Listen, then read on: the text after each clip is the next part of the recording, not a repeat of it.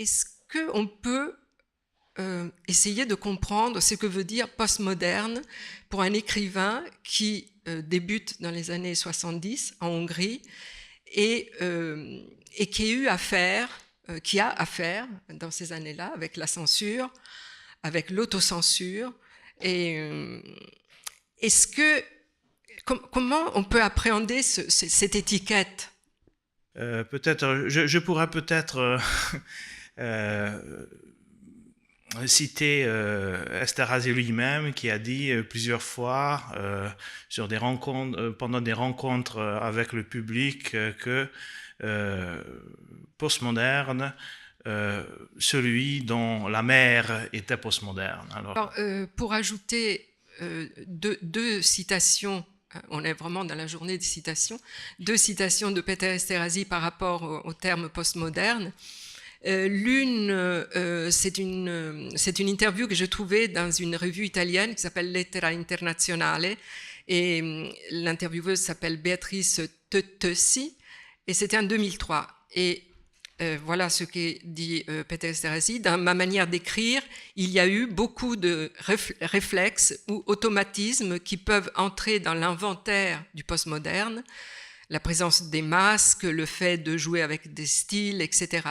Ce sont des choses qui ne sont pas dérivées de la lecture ou de l'écoute d'autres écrivains, d'une sollicitation extérieure à suivre la tendance du moment, mais c'est mon esprit qui fonctionne ainsi, de cette manière-là. Je pense qu'il construit essentiellement. Il construit à partir de ses lectures, il construit à partir de son vécu, et il construit à partir de ses convictions aussi. Donc, de ses sentiments, de son attachement à certaines personnes, à beaucoup d'écrivains surtout. Donc, je crois que je pense qu'il a toujours détesté l'étiquette postmoderne. Ça, je peux le dire. Donc, dans plusieurs de ses livres, il ne rejette pas, peut-être parce que il y a dans postmoderne, il y a moderne, donc peut-être c'est encore plus moderne. En tout cas, c'est un écrivain complètement à part. Ça a commencé avec 3 ans, je me surveille en Hongrie. C'était vraiment une œuvre qui était une rupture entre la littérature qu'il y avait avant en Hongrie et la littérature depuis. Je ne sais pas si Gab pourrait être d'accord avec moi, mais je pense que c'était une bombe dans la littérature hongroise.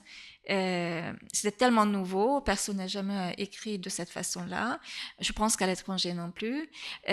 Sa difficulté, c'est que il faut être armé d'un bagage culturel, littéraire très solide, aussi bien de la littérature hongroise, de la littérature mondiale, pour pouvoir savourer vraiment cette œuvre. Donc, il se nourrit de toutes ces œuvres, mais il diffère quand même de beaucoup d'écrivains postmodernes que l'on qualifie ainsi. Et je voudrais demander à Katharina, qui est arrivée à la tête donc de cette magnifique collection qui est du monde entier chez Gallimard, au moment où on apprenait la mort de Péter Esterhazy.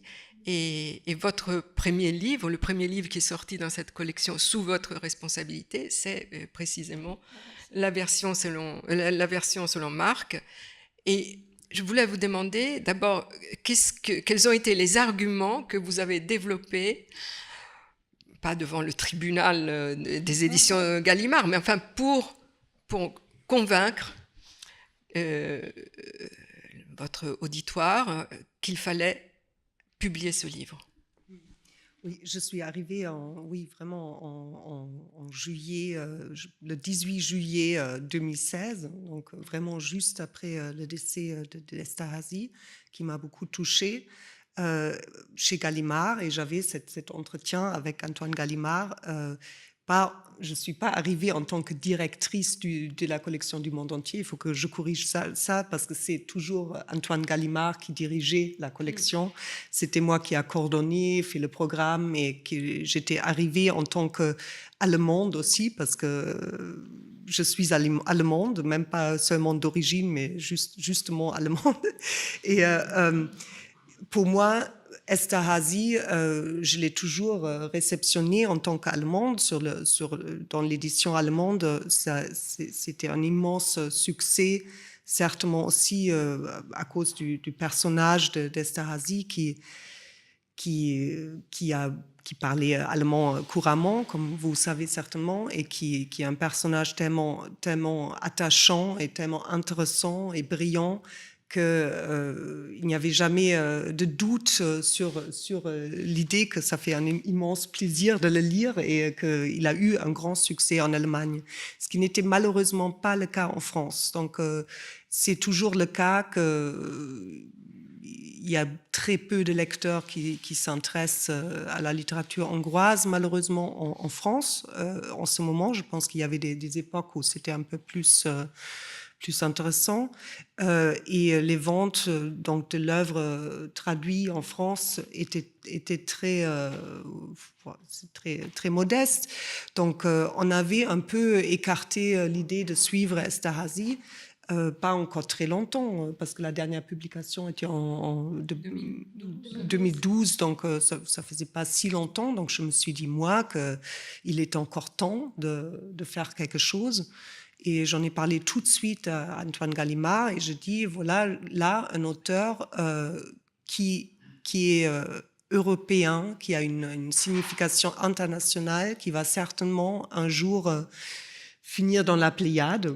C'est ma conviction personnelle. Et que la maison Gallimard, elle travaille dans ce sens-là.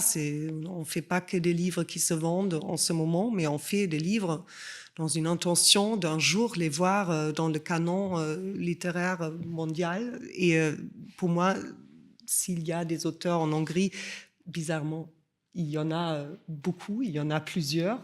Ce n'est pas le cas dans tous les pays du monde, loin de là. Mais pour moi, c'était Esterházy en premier lieu qu'il fallait continuer et il a tout de suite été d'accord. Donc nous avons agi assez rapidement et effectivement, ce n'est pas la première publication, mais le premier livre que j'ai acheté ou que j'ai amené de nouveau chez Gallimard. Donc j'en suis très fière. C'est un livre que j'adore, qui est vraiment tellement profond, même quand on ne comprend pas tous les sens sous-jacents, vraiment un grand plaisir à la fois littéraire et intellectuel et philosophique aussi. Et je pense que c'est un livre qui vraiment touche aussi le public français. Il y a ces questions de religion, d'identité qui sont magnifiquement rendues. Et je pense qu'il n'y a aucun doute que pour les lecteurs qui ont trouvé ce bijou, que c'est un auteur de grande ampleur européen et pas seulement hongrois et pas seulement politique ou voilà. Alors ce matin, Anne Rachel, vous avez cité Danilo Kish et je reprends cette citation. Justement parce que elle me semble très éclairante. La poétique centre-européenne, c'est avant tout la présence immanente de la culture sous forme d'allusions, de réminiscences ou de citations de patrimoine européen dans son ensemble, la conscience de l'œuvre qui ne nuit en rien à sa spontanéité, une balance d'équilibriste entre le pathos ironique et les envolées lyriques. Effectivement, il y a vraiment cette idée de contrebalancer un matériau très personnel, très intime, par cette distance que permet l'humour et l'auto-ironie. Et je crois que quand on parlait de postmodernité, même si moi non plus je ne suis pas très à l'aise avec les catégories, et surtout avec celle-là, mais je pense qu'il y a quand même quelque chose là de révélateur dans cette distance, en fait, qui... Alors après, vous le connaissez mieux que nous. Donc, mais cette distance qui fait que même quand on prend une citation, on va jouer avec. Quand on parle de soi, au fond, c'est aussi une citation, et on va jouer avec ce qu'on dit de soi-même, et donc ne pas permettre au lecteur de savoir si on est dans le référent ou dans la littérature. Que même les citations sont des masques. Donc très souvent, pour parler de lui-même, il prend les phrases des autres pour parler de lui-même, parce que c'est en contournant sa personnalité, son être lui-même. Donc je crois qu'il est profondément très très sensible. C'est un homme très très extrêmement sensible. Et alors là, oui, vous me faites penser à une citation de Umberto Eco, justement par rapport au postmoderne, oui, à l'écrivain postmoderne ou à l'homme postmoderne. Et il dit si un écrivain, mettons un écrivain postmoderne, tombe amoureux d'une femme qui est une femme cultivée, qui a lu, etc., etc., et il ne pourra pas lui dire je vous aime follement. Parce qu'il sait que cette femme qui a tout lu et qui a lu, entre autres, Barbara Cartland, sait que Barbara Cartland a écrit « Je vous aime follement ». Mais ce qu'il peut faire, c'est, comme le dit Barbara Cartland, ou alors peut-être que Peter Esterhazy occulterait la source, « Je vous aime follement ». Ce qui veut dire qu'il arrive à dire ce qu'il a envie de dire, tout en soulignant qu'on est dans la perte de l'innocence. Et une question à toi, Agnès, et à Tibor. Est-ce que les générations plus jeunes d'écrivains en Hongrie, est-ce qu'ils ont tiré des leçons de l'écriture de Peter Esterhazy? Comment est-il vu par l'ensemble des jeunes écrivains? Oui, c'est aussi une grande question, mais bon, j'essaie de répondre brièvement. Oui, bien sûr. L'invention de ce langage typiquement d'Esterhazy a influencé bien la littérature hongroise, les jeunes. Oui, c'est tout à fait vrai. Il y a aussi beaucoup d'écrivains qui ne sont plus assez jeunes. Hein. Ils sont déjà, comment dirais-je, plus en plus âgés. Oui.